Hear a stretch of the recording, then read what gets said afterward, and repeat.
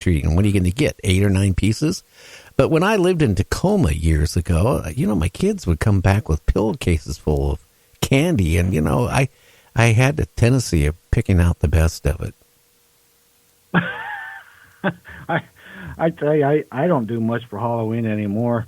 Kids don't even come by here to get candy. I buy candy every year, and I end up eating it all. But I remember when here's one for you. When I was about 14. I lived way out in the middle of nowhere, and there about a half mile up the road was the neighbors, and they had 2 daughters. And my one friend stayed with me. He goes, "Hey, I got these smoke bombs. Let's go set a smoke bomb off." They had this big sliding door. I said, "Okay." So we go there. Now remember, it's Halloween and it's fall, and there's all these leaves. So we light these smoke bombs outside their big sliding glass window. The only thing was, it caught all these leaves on fire. So now there's this roaring fire right outside there. And they're sitting there watching TV, but their like backs are to us or like to the side, and they can't see it. So now I'm panicking. We're between should we run or should we put this fire out? Because if we don't put it out, it's going to burn down. So it was like, we're going to get caught or not. So anyway, long story short, we put this giant fire out and just stomped on it and ruined our jackets and everything. They never seen it at all, but it ruined our clothes. The joke was on us, not them. I just couldn't believe they did not see that fire right outside their window while we're stomping and laying on it. It was a bad night for us. Well, see, you just proved a point. People can be in their car. They can be out on their porch. They can be going for a walk at night, and a UFO can go right over their head, and they would never see it because they're concentrating on what they're doing. That's the thing. Yeah, absolutely. Like the one I seen in July. If I hadn't looked up, I would have never seen it. And it was broad daylight. I would have never seen it.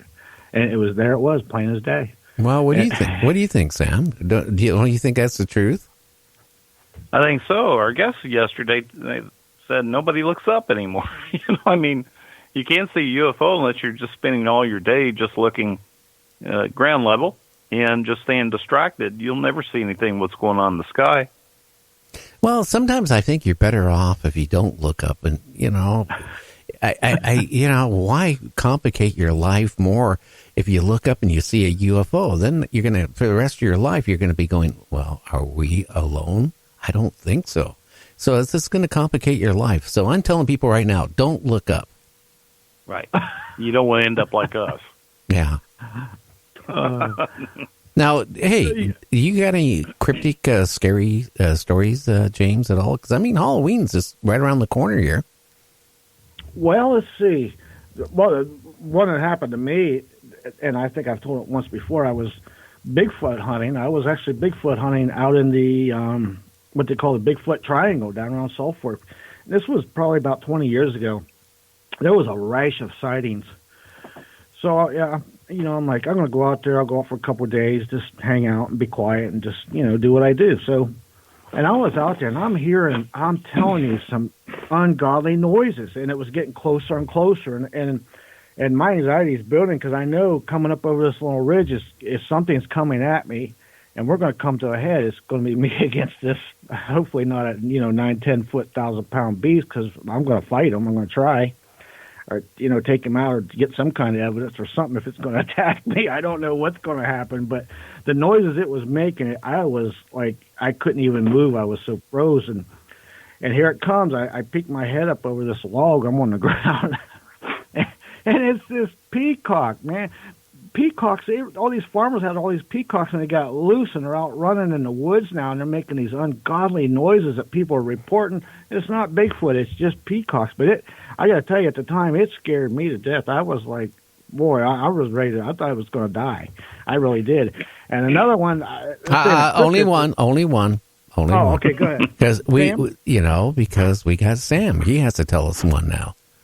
Yeah. Oh, well, I'm the person that when we have our group campouts, and I've been on quite a few of them over the past 5 years, one of the best things we like to do is night walk. So a whole group of them will go out for a night walk and looking for experiences or have the Bigfoot, interactions. And I got to the point and says, I think I'll just stay behind, because what I found out, the person that's always alone in camp is the one that gets the experiences. And it's happened several times. So that's why I don't go with the group. Interesting. You get the larger the group of people, the less I find the experiences happen. Yeah, but I mean, have you ever been out where you got really scared or anything of any strange noises or sounds, smells, or anything? Or you just, I'll be honest, you don't have to, I heard a couple of good screams. Nobody, but no, I mean, where you ran, you were scared and you took off running. Now, come on, you can be honest and open. That's never really happened. No, I never had that kind of fear. I never had that confrontation like what you had up in Canada either. So, in all fairness, I didn't walk in your shoes or run in them, at least. Didn't really know what that felt like. So, I don't know. If you see something that you think doesn't even exist, you don't even believe in them, and then you see something, it really messes your mind up. It really does. And, again, I was so scared. I've never ran so fast in my life. It was like somebody was taking a whole package of bacon and on a string and running in front of me, and I was trying to catch it. That's how fast I was running. So what did you believe before this? Did you believe that everything was a myth? I believed it was, I watched all those movies on Bigfoot, all those B-stock movies and basically home movies on Bigfoot and stuff like that. And I really thought they were nothing but a fable.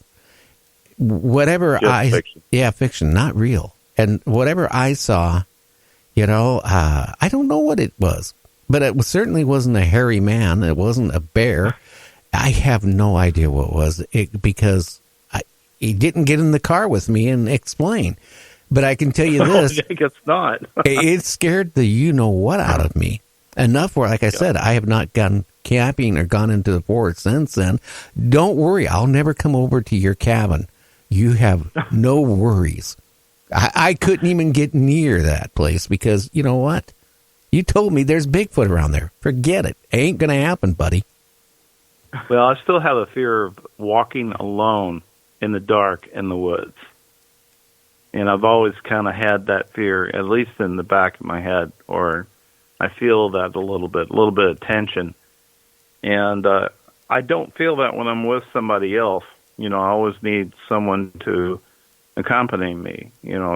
Both of us have flashlights. That's great. All the more better if one of them has a dog. But no, I just don't feel very safe if I'm out there by myself, especially if I go like a quarter mile into the woods. Well, I got a cure for it. Do you have somebody you really don't like? Oh, you tell them to go out by themselves. you take them with you and make sure, and leave them. And make sure they kind of get a little bit lost, and you take off running. Oh, that would be cruel, wouldn't it? Not really. I mean, if no? Well, look at this. You have your choice. You could be gone, or he could be gone. If you don't like the person, why would it bother you? Well, what would be worse is to leave the person and then go around the corner or something behind a tree and start making those kind of noises. Yeah. To scare the you-know-what out of a person. Yeah, well, I'm saying where if a Bigfoot was decided it was going to eat one of you guys, hey, Sam, hey, stand here for a minute, will you? And I'd be gone. No offense. It's called self-presentation. I got to, save myself here. Yeah, as you're running off, I'll go, thanks, Gary. And then I got two last words. And I got like 3 words for you. That's what friends are for. Sorry, that's 4 words. That's actually more than 3 words. So I corrected myself. I realized that when I opened my mouth. Hey, can you believe that a guy was in his boat fishing off of Scotland out in the water, and 2 mermaids jumped on the boat and raped him? Oh boy, that is something. I don't even know if I'd even come forward to admit that. It sounds fishy to me, I'll tell you that. Yeah, another fish tale, huh? Yeah. Oh, that's not the right way to get tail, I'll tell you that. No. No. That reminds me terrible. That reminds me of the report of, I don't know, 6 months back or so, the guy was a hunter in Colorado, said a male Bigfoot raped him, and he come forward and just said it, so blatantly, like no big deal. I think that would traumatize you to the worst way. Could you a male Bigfoot raped him? Yeah. Oh, well, that puts a new twist on it, doesn't it? It does. But could you imagine though? You get raped by a mermaid, and then all of a sudden she ends up pregnant. So then you guys get married, and then you have to go to the hospital, have the baby delivered, and everybody's looking at you because I don't know. There's no joke to that. No, I'm trying to think of one, but I can't seem to. Oh, better get a pretty good sized tank. Yeah, I can tell you that. How you hate to get slapped in the face with those fins.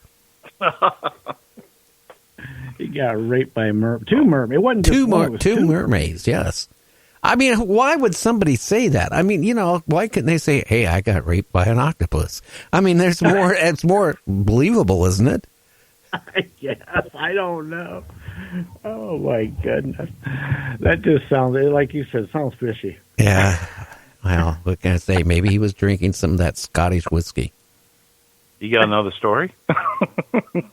No, that was it. I mean, God. Oh, that was it for that. I already said all my time between now and break. Yeah, I said all my stories the first 10 minutes of the show. I mean, I'm out of them. I'm totally dry. But Man. You know what? We're going to have some good stories tonight. I mean, I told Tobias I wanted some scary reports, of what's going on. It's funny. Going in the news, there's more lately reports of cryptids than there has been for a long time. There is. I agree with you on that one, especially in Midwest where I live, Illinois and Michigan area. They've been seeing stuff right and left, even Pennsylvania, too. Yeah. I'm going to have to tell you, tomorrow I'm actually going on research bench, doing a little cryptic researching there out in a certain area on the other side of Mount Rainier. Be careful. The wind's supposed to be windy tomorrow. Oh, I got to check the weather. I hope it doesn't rain. Now, it's not going to rain, but they're saying it's supposed to be windy. But Sunday, the wind's supposed to drop down to around 4 miles an hour. But I guess There's tomorrow... something weird going on over there. I got two other people coming out there with me, so we're going to check it out. Well, make sure you take your camera with you. Oh, always. Take a fishing net while you're at it. Just in case catch a mermaid in the creek? I don't know. Whatever you catch, you can put it in a peanut butter jar, and then, you could become a multimillionaire overnight. Oh, okay. Jeez. You might want to take something for protection because even where I live, we've got cougars and black bears, and even the deer when they're rutting can be dangerous. And I know I don't know if you guys got moose out there, but they can be dangerous too. Or you got to be careful out there, not just from the cryptids, the regular animals. Now there's moose, there's elk, there's bears, there's true. Cougars, there's mountain lions. Hey, nothing to worry about, guys.